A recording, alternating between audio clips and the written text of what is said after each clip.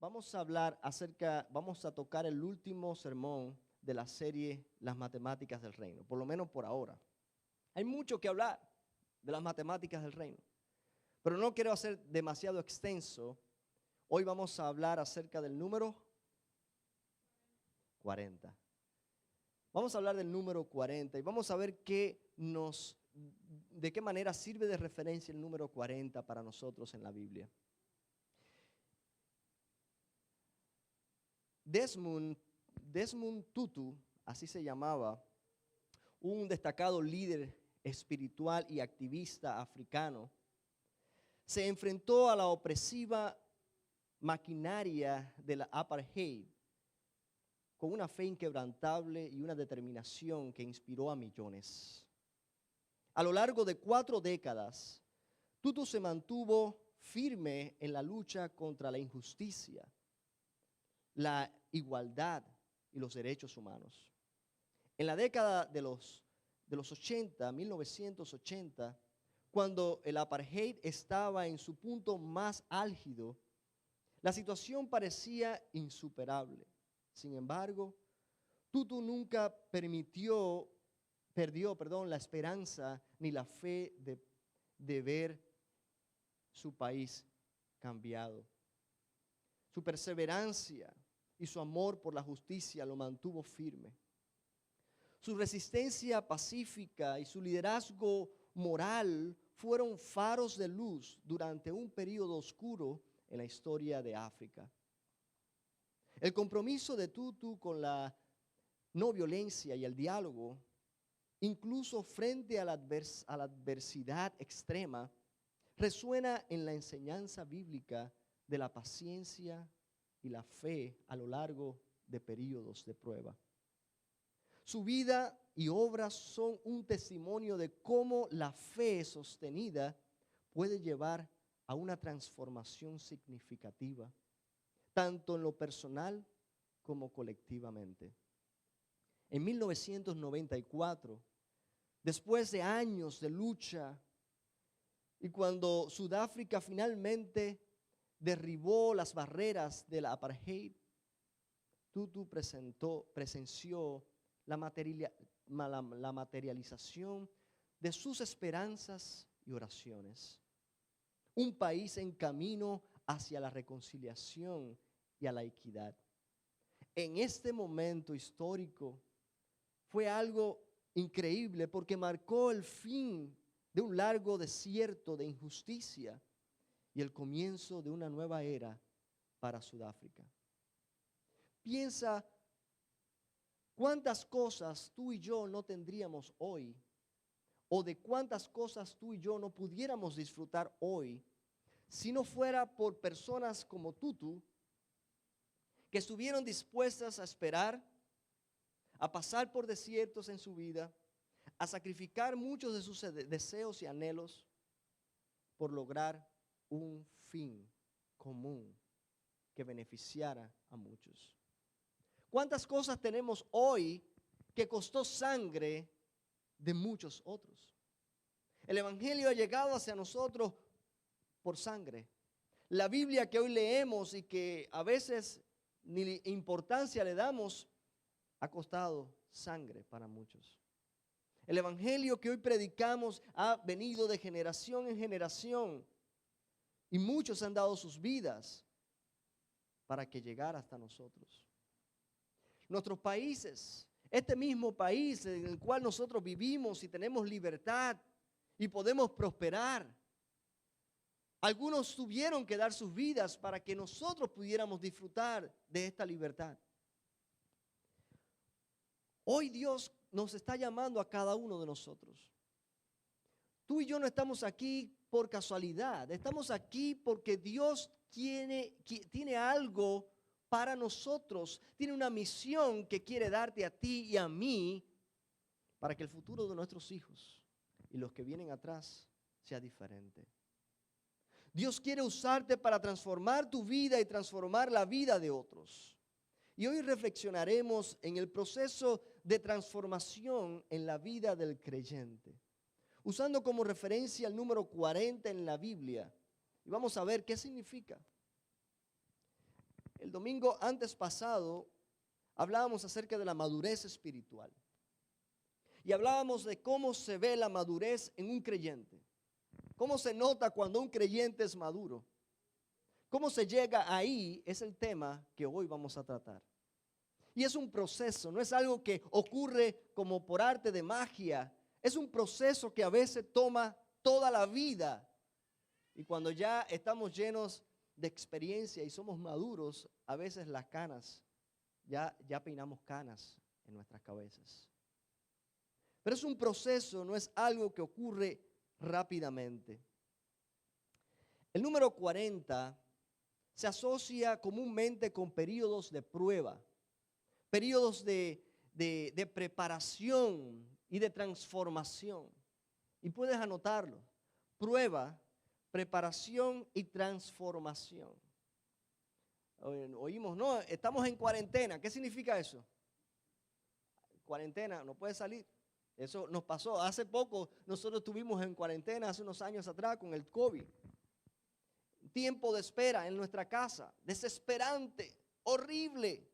Estar encerrados sin poder ir aquí o allá, con restricciones. El número 40 en la Biblia también nos hace referencia a esos tiempos, periodos que son incómodos, no son fáciles, pero son necesarios en nuestras vidas para lograr algo después. Ningún país de este mundo es el mismo después de la pandemia. Todos hemos cambiado, muchas cosas cambiaron. Muchas cosas ya no son iguales que antes. Hubo un antes y un después y no podemos decir que fue malo, que ha sido malo. Al contrario, aun cuando las intenciones de algunos pueden ser malas, Dios siempre cumple sus propósitos. Él siempre cumple sus propósitos. En la Biblia podemos ver algunos ejemplos de cómo algunos personajes bíblicos experimentaron estos periodos de prueba, de preparación y de transformación. Un ejemplo de eso lo vemos en el diluvio. Noé y su familia. En Génesis capítulo 7 describe cómo ellos estuvieron en el arca 40 días y 40 noches mientras llovía y estaban ellos con la incertidumbre de cuándo parará de llover. ¿Y será que Dios cumplirá su promesa? Y estamos solos en el mundo porque todos afuera se han hundido, se han ahogado. ¿Qué será de nuestra vida? ¿Cuánta incertidumbre pasaron ellos 40 días metidos en el arca? Moisés estuvo en la casa de Faraón 40 años. Esos tiempos de preparación para lograr algo después. 40 años en la casa, en el palacio del rey. Y luego un contraste tremendo. 40 años oliendo, apestando a ovejas. De príncipe a pastor de ovejas. Y de pastor de ovejas otros 40 años pastoreando al pueblo de Israel. ¿Sabe a qué edad Moisés comenzó a pastorear a Israel? A los 80 años, a la edad donde cualquiera de nosotros pensaríamos: he acabado mi carrera. Todo ese tiempo le tomó a Moisés tener el carácter y desarrollar las habilidades que necesitaba desarrollar para ser efectivo en la misión que Dios le había dado. 40 años exactos en la casa del faraón como príncipe de Egipto. 40 años pastoreando las ovejas de Jetro, su suegro. Y 40 años pastoreando al pueblo de Israel. Moisés vivió 120 años. No es coincidencia. Pero podemos mirar otro ejemplo. ¿Recuerdan los espías? Que hemos hablado bastante de ellos últimamente. Los espías que fueron a inspeccionar la tierra prometida. Ellos estuvieron en esa misión 40 días. Cuando regresaron, debido a la falta de fe del pueblo de Israel, Dios le dijo: por cada día que los espías estuvieron en Canaán inspeccionando la tierra, ustedes van a estar un año en el desierto. De modo que estuvieron ellos 40 años en el desierto. porque 40 días estuvieron los espías inspeccionando la tierra. Elías viajó durante 40 días y 40 noches hasta el monte Horeb. Jonás en Nínive. Jonás fue a Nínive finalmente después de resistirse. Él finalmente llegó a Nínive y empezó a anunciar a ese pueblo que tenían 40 días. Que en 40 días Dios iba a destruir esa ciudad. Cuando Dios le dice a alguien lo que va a hacer, entiendan esto, es porque te está dando la oportunidad de arrepentirte, de cambiar. Porque Dios simplemente puede hacer lo que quiera en el momento que quiera sin anunciarlo. Él no tiene que anunciarlo. Pero le dio la oportunidad a Nínive. Y la razón por la cual Jonás no quería ir es porque sabía que Dios era un Dios misericordioso y que le iba a dar oportunidad a Nínive si se arrepentía. 40 días. Y fue suficiente para que el pueblo de Nínive se arrepintiese de corazón y se volviese a Dios. Pero Jesús también tuvo un periodo de 40 días y 40 noches sin comer, sin beber nada. Y débil humanamente hablando, fue al desierto. Allí en el desierto fue tentado por el diablo. Y eso era parte de la preparación y era parte de su modelo para nosotros hoy. Antes de comenzar su misión, antes de comenzar su ministerio, Jesús fue llevado al desierto y por 40 días fue tentado por el diablo. Y nosotros tenemos el relato de 3 tentaciones al menos. No sabemos si fueron las únicas, pero son representativas. Y esas son las mismas tentaciones que usted y yo hoy enfrentamos. No sé si ustedes se han dado cuenta, cuando una persona viene a Cristo, los primeros días son los días más fuertes, más duros. Porque es cuando el diablo está luchando, batallando por arrebatar esa alma y no permitir que esa alma se vuelva a Dios. Hermanos, Jesús también tuvo ese periodo. Y fue un periodo necesario. Es un modelo para nosotros hoy. Los periodos de desafío, dificultades en nuestras vidas pueden ser comparados con los 40 días de prueba, sirviendo como momentos de crecimiento espiritual, fortalecimiento de nuestra fe. Los momentos de preparación sean espirituales o personales o profesionales, a menudo requieren paciencia y fe. Requiere paciencia y fe. Al igual que los protagonistas bíblicos que tuvieron que atravesar por esos periodos de 40 días o 40 años. Muchos de nosotros estamos orando y en nuestra cultura nosotros esperamos ver las cosas hechas al momento. Queremos el producto que sale del microwave. Usamos el microwave porque la cocina corriente demora mucho. Y se nos ha enseñado constantemente que las cosas se obtienen rápido. Y cuando no nos dan el servicio rápido, nos estamos quejando. Hace un tiempo, fui a una pizzería. Y la pizzería tenía un cartel: si está apurado, este no es el lugar. Porque para nosotros la calidad es más importante. Si quieres una pizza buena, cocinada bien, tienes que esperarla. Ahora, si quieres una pizza de microwave, esa se hace rapidito, pero es de microwave. Los tiempos de esos periodos de preparación son necesarios para cada aspecto de nuestra vida. Si vas a emprender un negocio, si quieres crecer espiritualmente, si te quieres preparar profesionalmente, en todos los sentidos hay un tiempo de preparación para todo lo que esperas emprender en tu vida. Y ese es el tiempo que nosotros no queremos, que rechazamos. Y a veces tratamos de tomar atajos para llegar más rápido a aquellos que anhelamos. Pero lo que rápido llega, rápido se va. Hay algunos que están construyendo castillos de tierra que se derrumban fácilmente. Si usted quiere construir una vida sólida sobre la roca, usted y yo tenemos que estar dispuestos a pasar por el desierto, a pasar por esos periodos de pruebas, esos periodos de preparación. Cualquier historia de la Biblia que usted lea, que se logró algo, que se alcanzó algo, usted se dará cuenta que hubo un periodo de preparación para llegar ahí. Dios no está apurado, el tiempo le pertenece a Él. Dios tiene todo el tiempo del mundo porque Él es el dueño del tiempo. Hay una gran importancia de las pruebas en el crecimiento espiritual del creyente. Las pruebas simbolizadas por el número 40 en la Biblia son fundamentales para nuestro crecimiento y refinamiento espiritual.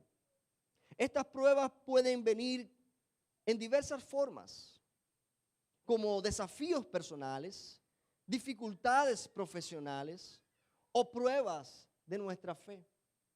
Hay algunas historias bíblicas que nos dan esa referencia y esos desafíos que se presentan en la vida. Por ejemplo, podemos mirar por un momento la vida de Abraham. Abraham, aquel hombre que tuvo el hijo de la promesa cuando ya era un anciano. Y cuando finalmente tiene a su hijo Isaac, Dios le dice, sacrifícame a tu hijo.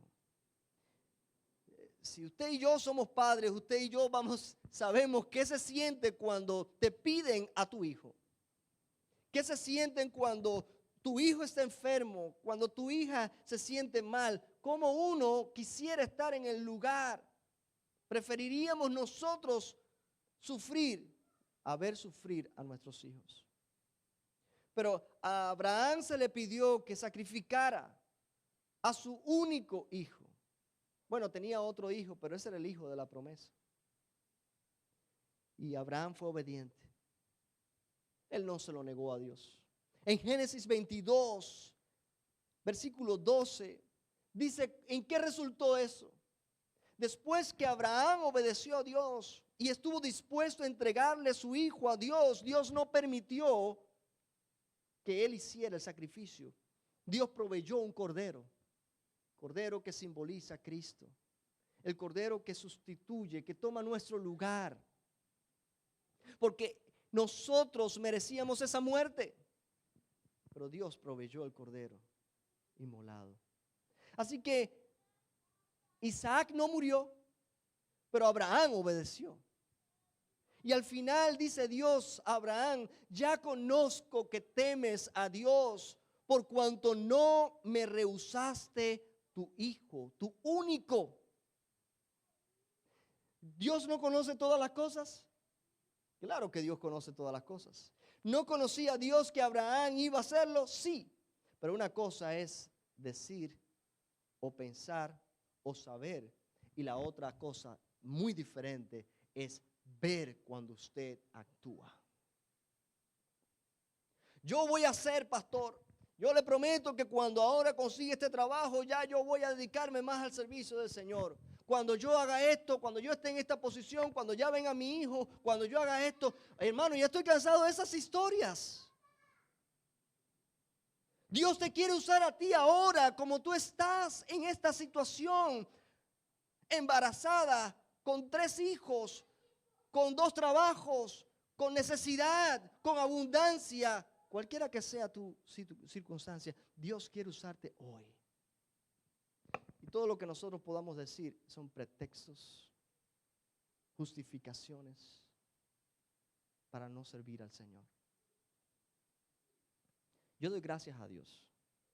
Doy gracias a Dios porque trabajo secularmente. Nadie me puede decir aquí, pastor, no puedo porque tengo un trabajo secular. Yo también. A mí nadie me puede decir aquí, pastor, no puedo porque tengo 3 hijos. Yo tengo 3 también. Pastor, no puedo porque estoy estudiando. Yo también estudio. Mi esposa estudia. Hermanos, yo doy gracias al Señor porque en todos los periodos, de una forma u otra, mi esposa y yo siempre hemos estado vinculados al servicio de la iglesia. Y eso para servir como ejemplo, como modelo a la iglesia. No nos justifiquemos. Abraham entregó a su hijo. Entregó a su hijo. Y Dios le dijo, ya conozco que temes a Jehová. ¿Por qué? Porque tomaste una acción. No porque lo dijiste, no porque es una teoría, sino porque tus acciones revelan la realidad. No digas que ama, haz algo que muestre el amor. No digas que tienes fe, camina en fe, en dependencia de Dios. No digas que tienes esperanza. Yo quiero ver esa alegría en tu rostro mirando al futuro, aun cuando tu presente no luce bien. Dios quiere ver acción, hermanos. Es hora de levantarnos. Es hora de caminar. Es hora de actuar. Pero vemos la vida de Job. Job. Wow, lo que pasó Job, ninguno de nosotros lo pasamos ni lo pasaremos. Porque lo que pasó Job pasa de, hermano, es que no tiene medida. Job en un solo día perdió toda su familia, solamente su esposa le quedó. Y su propia esposa le dijo, maldice a Dios si muere. Maldice a Dios si muere. Pero como si fuera poco, Job también fue afectado por una enfermedad en su cuerpo. Y se tiraba en el piso y era una miseria lo que vivía. Y como si fuera poco, vinieron sus amigos a juzgarle. Algo debes estar haciendo mal, porque no es posible que una persona justa esté pasando estas cosas. Todo eso pasó Job. Pero Job no negó a Dios en ningún momento. Job no renunció a Dios en ningún momento. Job no le fue infiel a Dios. Y al final de su prueba, Job mismo dice en el capítulo 44, de oídas había oído, mas ahora mis ojos te ven.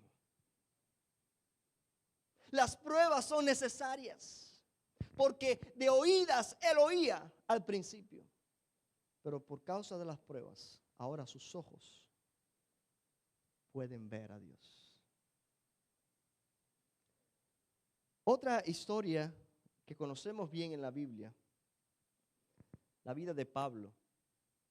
Pablo en su ministerio, él fue apedreado muchas veces, fue azotado muchas veces, mientras iba de ciudad en ciudad predicando el evangelio, levantando iglesias.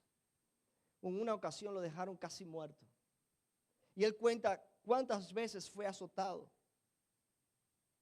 Y Pablo dice en segunda de Timoteo, le escribe a su hijo espiritual Timoteo. En el capítulo 4 él dice, he peleado la buena batalla. He acabado la carrera. He guardado la fe. Por lo demás, me está guardada la corona de justicia, la cual me dará el Señor, juez justo en aquel día. Y no solo a mí, sino también a todos los que aman su venida. Jesús mismo nos alertó. Jesús mismo le dijo a los discípulos que iban a tener momentos como estos. Eso no es un secreto, hermanos. No debe sorprenderte cuando vienen pruebas a tu vida, cuando vienen esas cuarentenas, cuando vienen esos momentos en los cuales Dios quiere refinar tu fe, en los cuales Dios quiere prepararte para algo más grande. Nosotros decimos, Dios me está castigando. ¿Por qué a mí, Dios? ¿Por qué a mí? Bueno, ¿y por qué no a ti? ¿Por qué a otros sí y a ti no? ¿Por qué a mí? Y nos hacemos la víctima cuando lo que Dios quiere es sacar de nosotros una flor maravillosa. Jesús mismo dijo, esas cosas os he hablado para que en mí tengáis paz. En el mundo tendréis aflicciones, pero confiad, yo he vencido al mundo. Hermanos, Dios quiere refinar y fortalecer nuestra fe. Las pruebas actúan como fuego refinador, que aunque sean difíciles, producen un carácter más fuerte y una fe más pura. Primera de Pedro 1, 6 al 7 dice, por lo cual vosotros os alegráis, aunque ahora por un tiempo, si es necesario, tengáis que ser afligidos en diversas pruebas, para que sometida a prueba vuestra fe, mucho más preciosa que el oro, el cual, aunque perecedero, se prueba con fuego, sea hallada en alabanza, gloria y honra cuando sea manifestado Jesucristo. Esos momentos de prueba también nos ayudan a depender más de Dios. Cuando el pueblo de Israel fue llevado al desierto, esos 40 años fue un entrenamiento. Estamos hablando de un pueblo que vivió más de 400 años en Egipto, adaptados a una cultura. ¿Cuántas generaciones nacieron en Egipto? Ellos perdieron su identidad. Dios estaba domando a un pueblo rebelde y les tomó 40 años y aún los mayores de 20 años no pasaron a la tierra prometida. Tuvo que comenzar con los pequeños, con los más jóvenes. Dios estaba trabajando y enseñándoles a depender de ellos. El desierto es el lugar ideal para morir, no para vivir. Pero Dios diariamente le daba el maná. Ellos dependían de Dios para vivir. Diariamente les daba sombra. El fuego, el calor abrasador del desierto en el día y el frío en la noche acaba con cualquiera. Dios le daba una columna de fuego en la noche y una nube que les guiaba en el día y les daba sombra.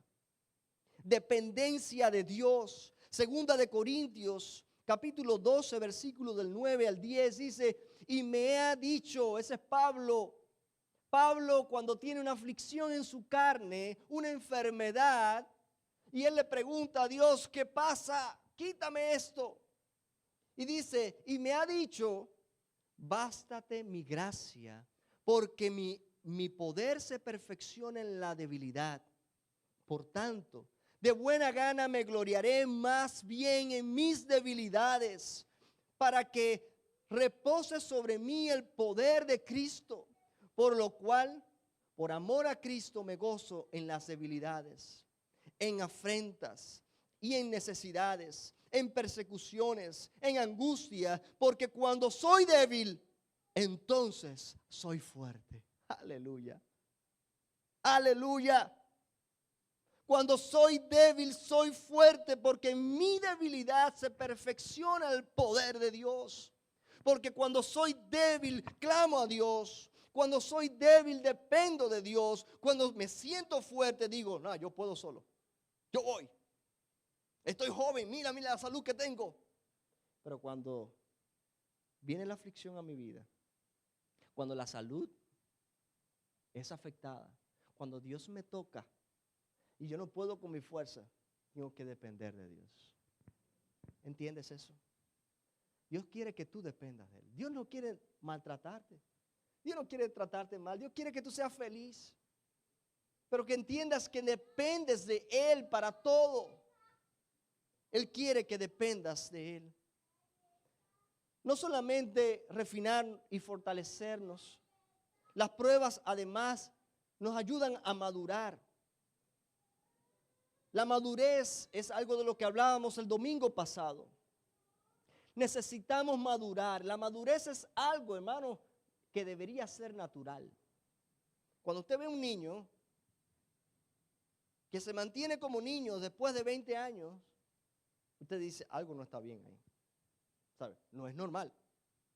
¿Por qué entonces un cristiano tiene que pasarse 20 años en la iglesia y seguir como un niño espiritualmente? ¿Por qué no crece?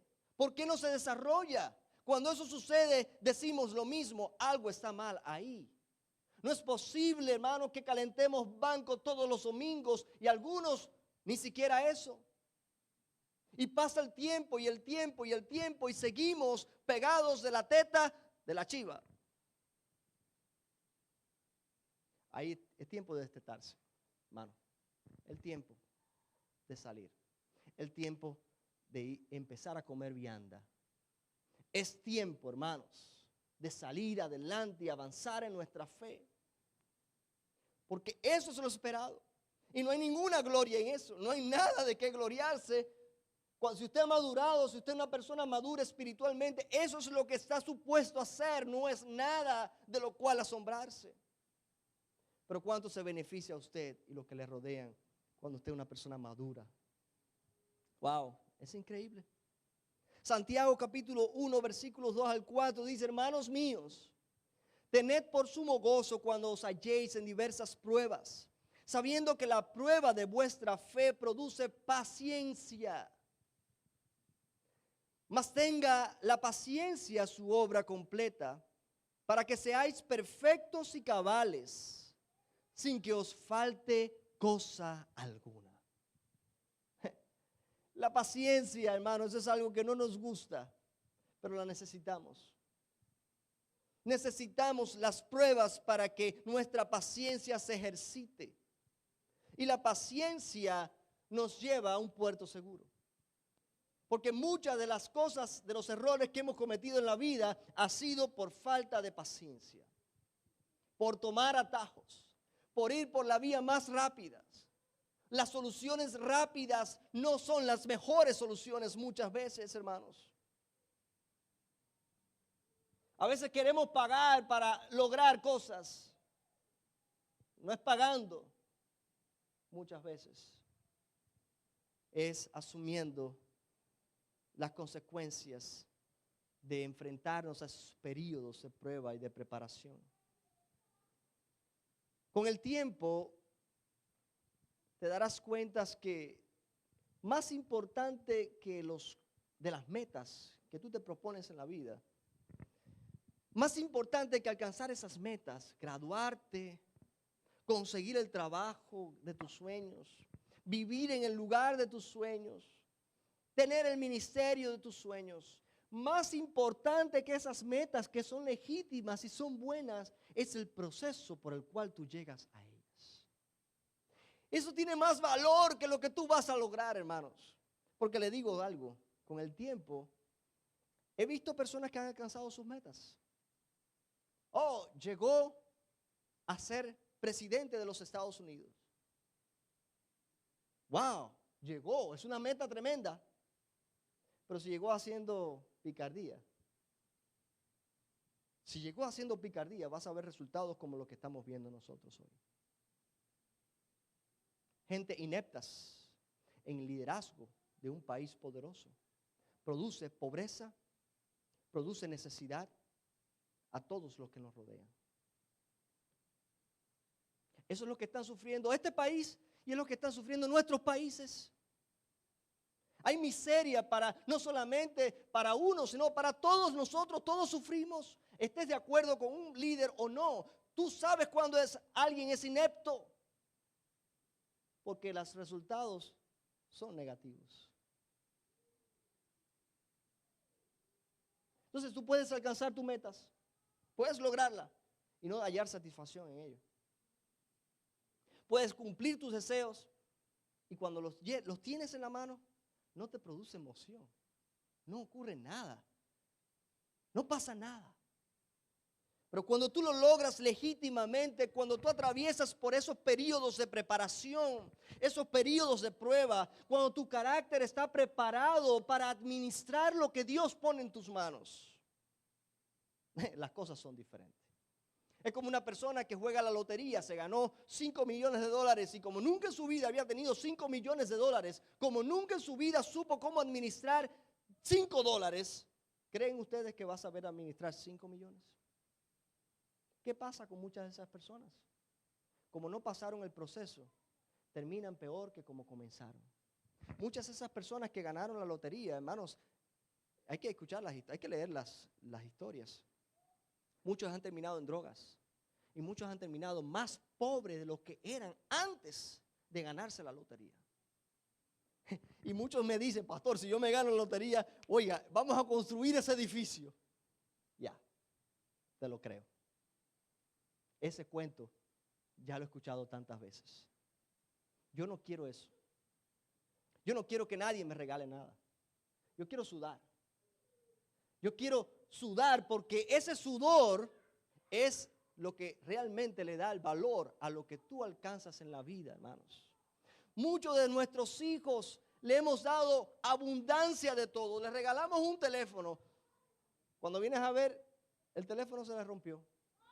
¿Cómo es posible que yo tenga un teléfono por 5 años y ahí lo tengo todavía? Y tú le das un teléfono a tu hijo que no le costó nada y rápidamente lo rompió. Ah, se rompió. Y fácilmente, papi, mira, se rompió. Hace falta comprar otro. ¿Por qué? Porque no saben valorar lo que tienen. Más importante, hermanos, que tus logros es el proceso por el cual llegas ahí. Porque es ese proceso el que te enseña cómo administrar las bendiciones de Dios, las añadiduras de Dios a nuestras vidas. Si tú recibes algo y no estás preparado para eso, lo vas a perder. Y vas a hacer mal uso de ello. Por tanto, necesitas pasar el entrenamiento.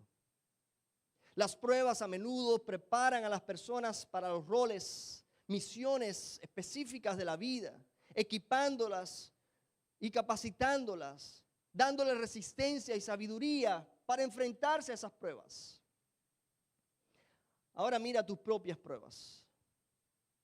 Mira tus propias pruebas. Piensa en ti. Ahora mírate a ti mismo, a ti misma. Las pruebas nos llegan a todos, hermanos. Esto no es cuestión de que a unos sí, a otros no. A mujeres o hombres, niños, grandes, negros, blancos. A todo el mundo nos llegan las pruebas.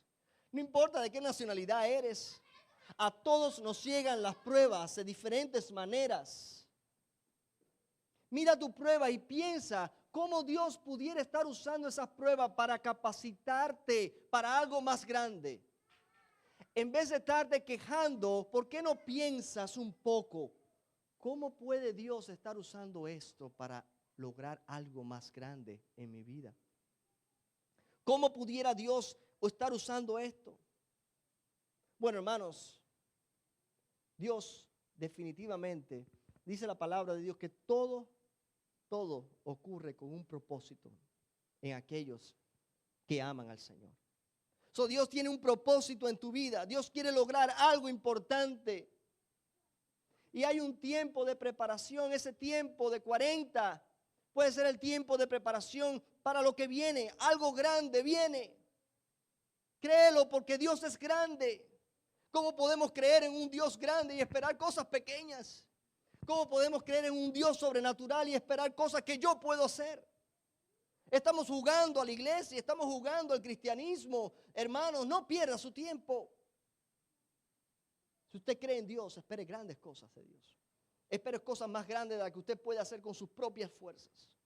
Espere llegar a lugares más altos de lo que usted hubiera soñado llegar. Espere alcanzar metas que usted no pudiera alcanzar con sus propias fuerzas y su propia sabiduría. Son grandes cosas las que Dios tiene para ti. Y no pienses que es muy tarde. Es temprano. Moisés comenzó a los 80.